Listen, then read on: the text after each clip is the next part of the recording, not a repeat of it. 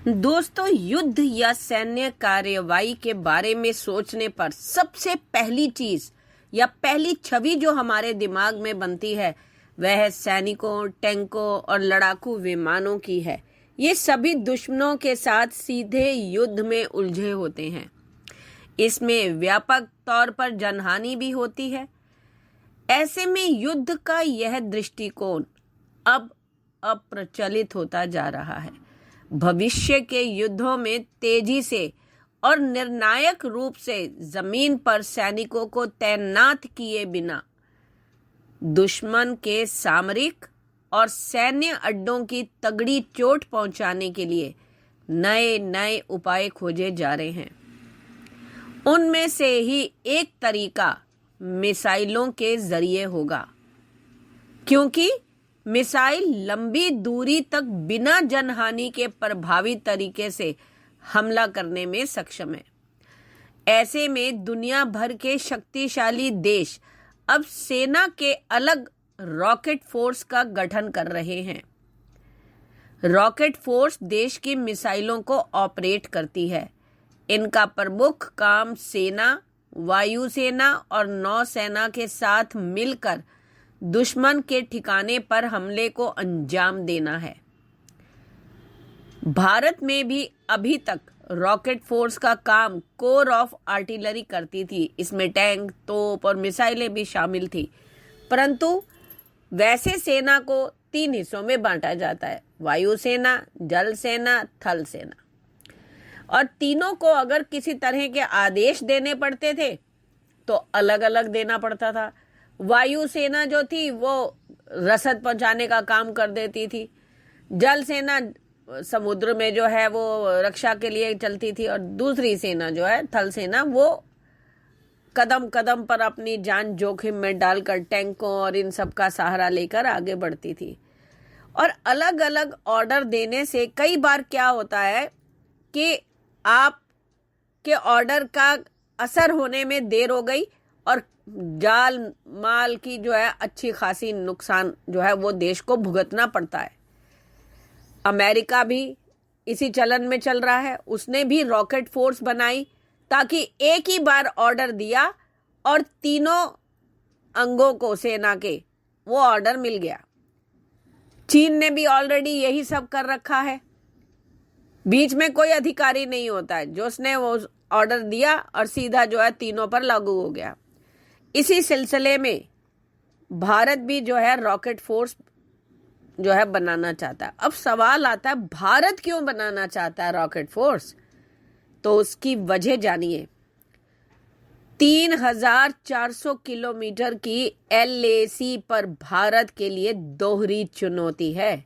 भारत को भारी पारंपरिक ताकत के इस्तेमाल के बिना चीनी सेना के खिलाफ युद्ध के लिए विकल्प को तैयार करना है। ये तो है एक रीजन। दूसरा कारण क्या है? पर्याप्त लंबी दूरी की मारक क्षमता को बनाए रखना। इसका इस्तेमाल किसी भी परिस्थिति में तुरंत किया जा सके। अब 1999 में जो कारगिल का युद्ध हुआ था उसमें यही हुआ था कि अगर वो ये रॉकेट फोर्स उस समय होती तो 2-4 बम गिरने के बाद ही ये सारा मामला सुलझ गया होता, और ना ही हमारे इतने जो सैनिक थे उनको अपनी जान गंवानी पड़ती। दुश्मनों की भी गई पर दोनों तरफ से यही रहा। तो ऐसे में एक इंटीग्रेटेड रॉकेट फोर्स इन दोनों उद्देश्यों को पूरा करता है। भारत के दिवंगत CDS जनरल विपिन रावत ने 2021 में रॉकेट फोर्स के संचालन का सुझाव दिया था। इस फोर्स की कमान और नियंत्रण शुरू में एक ही सर्विस के हाथ में किया जा सकता है। बाद में अगर जरूरत पड़ी तो नौसेना और वायुसेना के लिए भी अलग से रॉकेट फोर्स बनाई जा सकती है। इससे चीन और पाकिस्तान से युद्ध के समय तत्काल जवाबी कार्यवाही की जा सकती है। यह कार्यवाही इतनी सटीक और प्रभावी होगी कि दुश्मन को जवाबी हमला करने का मौका तक नहीं मिलेगा।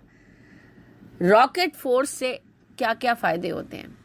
देखो, रॉकेट फोर्स के बनने से भारतीय सेना के कोर ऑफ आर्टिलरी के ऊपर से दबाव हटेगा। पहली बात, यह फोर्स न केवल भारत के स्ट्रेटेजिक हथियारों को कंट्रोल करेगी, बल्कि मौका मिलने पर जवाबी कार्रवाई के लिए तुरंत ही तैयार होगी। स्पेशलाइज्ड यूनिट होने के कारण रॉकेट फोर्स अपने हमलों में और ज्यादा धार ला सकती है। भारत दो तरफ से दुश्मनों से घिरा है, जो किसी से छिपा नहीं, जहां का प्राकृतिक वातावरण काफी विषम है। चीन की तरफ की LAC पर हिमालय की दुर्गम चोटियां हैं, जहां सैनिकों और भारी हथियारों को आसानी से तैनात नहीं किया जा सकता। वहीं पाकिस्तान की सीमा पर से सैनिकों की संख्या को कम कर रॉकेट फोर्स को जवाबी कार्रवाई के उपकरण के रूप में तैनात किया जा सकता है। पाकिस्तान भारत के रॉकेट फोर्स का नाम सुनकर भी कभी भी हमले की हिमाकत तो नहीं करेगा। इससे सैनिकों के हताहत होने की संख्या भी कम होगी। अब मिर्ची क्यों लग गई चाइना क्यों इतना घबरा गया, जो इतनी दिन ब दिन अपनी सैन्य शक्ति को बढ़ाने में लगा है।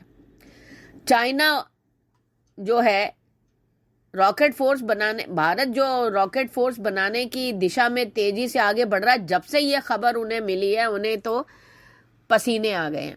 भारतीय रक्षा बल ने इस चीज को करने के लिए 7,500 करोड़ रुपए से अधिक की लागत से प्रलय बैलिस्टिक मिसाइलों की 250 यूनिट का ऑर्डर दे दिया है। यह कदम पिछले साल दिसंबर में रक्षा मंत्रालय से भारतीय वायुसेना के लिए इन मिसाइलों की नई यूनिट को मंजूरी देने के लिए उठाया गया था।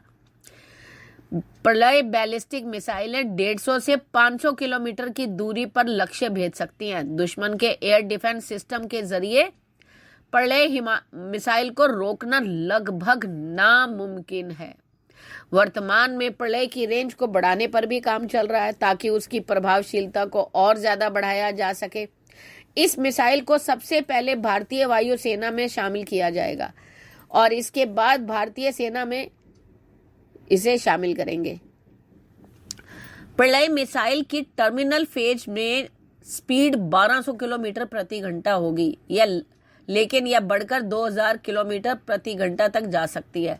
यानी हवा से टारगेट पर गिरते समय इसकी गति ज्यादा हो जाती है, क्योंकि उस समय गुरुत्वाकर्षण काम करने लगता है। अगर पड़ोसी देशों की बात करें तो चीन के पास इस लेवल की डोंगफेंग 12 मिसाइल है, जबकि पाकिस्तान के पास गजनवी M11 जो उसे चीन से मिली थी और शाहीन मिसाइल है। प्रलय मिसाइल की एक्यूरेसी और गति ही उसे सबसे ज्यादा घातक बनाती है। 5 टन वजनी यह मिसाइल अपनी नाक पर 500 से 1000 किलोग्राम वजन का पारंपरिक हथियार ले जा सकती है। इस मिसाइल को बनाने में 3 मिसाइलों की तकनीक का इस्तेमाल किया गया है। ये मिसाइलें हैं प्रहार, पृथ्वी 2 और पृथ्वी 3। प्रलय मिसाइल रात में भी हमला करने की क्षमता रखती है, यानी चीन के ठिकानों पर रात में भी हमला संभव है। यानी इसमें इंफ्रारेड या थर्मल स्कैनर लगा होगा, जो रात में हमला करने में मदद करता है। प्रलय मिसाइल इनर्शियल गाइडेंस सिस्टम पर चलती है, सॉलिड प्रोपेलेंट फ्यूल है, यानी इस मिसाइल के वॉरहेड में high explosive penetration, cluster munition, fragmentation, thermobaric और केमिकल वेपन लगा सकते हैं। लॉन्चिंग के लिए 8x8 Tata transporter erector launcher इस्तेमाल होता है। प्रलय की टारगेट ध्वस्त करने की सटीकता 10 मीटर यानी 33 फीट है। यानी टारगेट से 33 फीट के दायरे में मिसाइल गिरती है तो भी उतना ही नुकसान करेगी जितना सटीक निशाने पर गिरते तो करती। यानी इतना इलाका नष्ट करना है, उतना ही बर्बाद होगा। प्रलय आधी बैलिस्टिक मिसाइल है जो सतह से सतह पे मार कर सकती है। DRDO ने प्रलय मिसाइल को इंटरसेप्टर मिसाइल, पृथ्वी डिफेंस व्हीकल और प्रहार मिसाइल को मिलाकर विकसित किया है। इसकी रेंज 150 से 500 किलोमीटर है। ब्रह्मोस सुपरसोनिक क्रूज मिसाइल के अलावा यह भारत द्वारा तैनात किए जाने वाले एकमात्र पारंपरिक सामरिक युद्ध क्षेत्र मिसाइल है। इसका संचालन रॉकेट फोर्स के हाथों में होगा। ऐसे में प्रलय चीन के खिलाफ भारतीय सेना की जवाबी कार्रवाई का एक विकल्प बन सकता है। इस मिसाइल के जरिए 500 किलोमीटर की रेंज में दुश्मनों के बंकर, कम्युनिकेशन सेंटर और रनवे जैसे महत्वपूर्ण लक्ष्यों को निशाना बनाया जा सकता है। यह मिसाइल चीनी सेना के खिलाफ अरुणाचल प्रदेश और लद्दाख में अधिकतम लाभ प्रदान करेगी। इसीलिए वहां पर युद्ध करने की तो चीन हिमाकत नहीं करेगा। धन्यवाद।